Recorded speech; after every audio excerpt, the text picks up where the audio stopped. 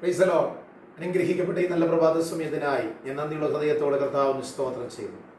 പുറപ്പാട് പുസ്തകം 14-ാം അധ്യായം അതിന്റെ 14-ാമത്തെ വാക്യത്തിൽ ഇങ്ങനെയാണ് പറയുന്നത്: യഹോവ നിങ്ങൾക്ക് വേണ്ടി യുദ്ധം ചെയ്യും, നിങ്ങൾ മിണ്ടാതിരിപ്പീൻ എന്ന് പറഞ്ഞു. ദൈവത്തിന് സ്തോത്രം. യഹോവ നിങ്ങൾക്ക് വേണ്ടി യുദ്ധം ചെയ്യും.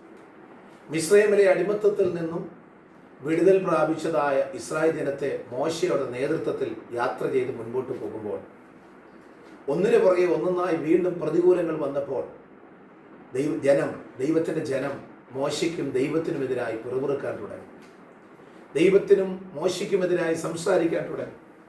പ്രതികൂലങ്ങൾ കണ്ടപ്പോൾ അവർ ഭയത്തോടെ അവരുടെ മനസ്സിലേക്ക് ചിന്തകൾ ഉണ്ടാകുകയാണ്. ഒന്ന് പുറകിലേക്ക് പോയാൽ എന്താണ്, വീണ്ടും ആ അടിമത്തത്തിലേക്ക് പോയാൽ എന്താണ് എന്നുള്ള ചിന്ത അവിടെ മനസ്സിൽ വന്നപ്പോൾ അത് മനസ്സിലാക്കിയ മോശ തൻ്റെ ജനത്തോട് പറഞ്ഞ വാക്കാണ്: യഹോവ നിങ്ങൾക്ക് വേണ്ടി യുദ്ധം ചെയ്യുവീൻ, നിങ്ങൾ മിണ്ടാതിരിപ്പീൻ. ദൈവത്തിന് സ്തോത്രം.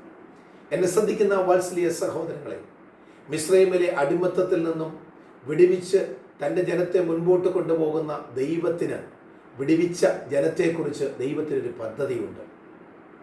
ആ പദ്ധതി പ്രകാരമാണ് ദൈവം തൻ്റെ ദാസനായ മോശയെ മിസ്രയീമിലേക്ക് അയക്കുകയും മിസ്രയീമിൽ കടന്ന് കഷ്ടപ്പെട്ട അവരുടെ നിലവിളി ആര് കാണാതിരുന്നപ്പോൾ ദൈവം ആ നിലവിളി കണ്ട് മോശയോട് പറയുന്നു: ഞാൻ എൻ്റെ ജനത്തിൻ്റെ കണ്ണുനീർ കണ്ടു, അവരുടെ നിലവിളിയെ ഞാൻ കേട്ടു, ആകയാൽ ഞാൻ അവരെ വിടുവിപ്പാനായി നിന്നെ ഞാൻ അവിടേക്ക് പറഞ്ഞു വിടുന്നു എന്ന് പറഞ്ഞ് മോശയെ അവിടേക്ക് പറഞ്ഞു വിട്ടത്. എന്നാൽ ഇന്ന് പകൽക്കാലം എന്നെ ശ്രദ്ധിക്കുന്ന വാത്സല്യ സഹോദരങ്ങളെ, ദൈവത്താൽ വിടുതൽ പ്രാപിക്കപ്പെട്ട് പാപമോചനം പ്രാപിച്ച് മുൻപോട്ട് വരുന്ന നാം വിശ്വാസത്തിലും വിശുദ്ധിയിലും വേർപാടിലും നിൽക്കുമ്പോൾ ഒന്നിനു പുറകെ ഒന്നൊന്നായി പ്രതികൂലങ്ങൾ വീണ്ടും വരുമ്പോൾ, ഈശാനമൂലന്റെ കാറ്റുകൾ നമ്മുടെ പടകിന്റെ നേരെ ഒന്നിനു പുറകെ ഒന്നൊന്നായി ആഞ്ഞടിക്കുമ്പോൾ എപ്പോഴെങ്കിലും വല്ലപ്പോഴെങ്കിലും മനസ്സിൽ നിന്ന് ചിന്തിച്ചിട്ടില്ലേ പഴയ ജീവിതമായിരുന്നു ഇത് നല്ലതെന്ന്? ഒരുപക്ഷെങ്കിലും ഒന്ന് മടങ്ങിപ്പോയാൽ ഇത്രയും പ്രതികൂലം ഉണ്ടാകത്തില്ല. പിറകോട്ട് പോയാൽ, അല്ലെങ്കിൽ ഈ ദൈവത്തെ തള്ളിപ്പറഞ്ഞ് പിറകോട്ട് പോയാൽ ഇതിനേക്കാൾ അധികമായ സമാധാനവും സന്തോഷവും ഉണ്ടാകുമെന്ന് ഒരുപക്ഷെ നിങ്ങൾ ചിന്തിച്ച് കാണും.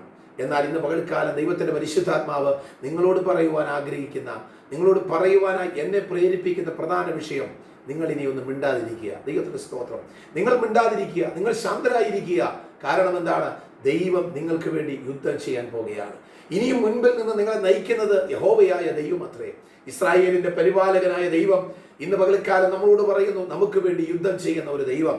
ശത്രു എത്ര പ്രബലനായിരുന്നാലും, ശത്രുക്കളുടെ പദ്ധതികൾ എത്ര വലിയതായാലും, മറഞ്ഞിരുന്നു കൊണ്ട് നമ്മെ വീഴിക്കുവാണ്ടക്കണം ശത്രു പല പദ്ധതികൾ ഒരുക്കുമ്പോൾ ഇന്ന് പകൽക്കാലം ദൈവത്തിന്റെ പരിശുദ്ധാത്മാവ് നമ്മെ പ്രേരിപ്പിക്കുന്നു: ദൈവമൈതലേ, നീ ഉണരുക, നീ ബലപ്പെടുക, നീ സൈലന്റായി മിണ്ടാതിരുന്ന് ദൈവമാരെന്ന് അറിഞ്ഞുകൊള്ളുക. ദൈവത്തിന് സ്തോത്രം.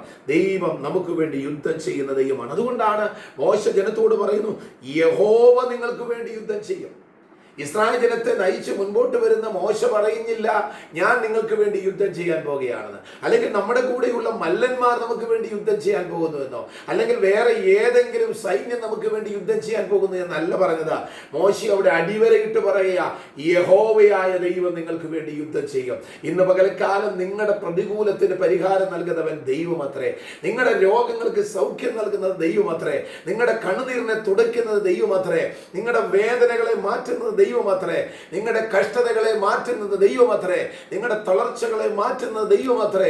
നിങ്ങളുടെ ഇല്ലായ്മകളെ മാറ്റുന്നത് ദൈവമത്രേ.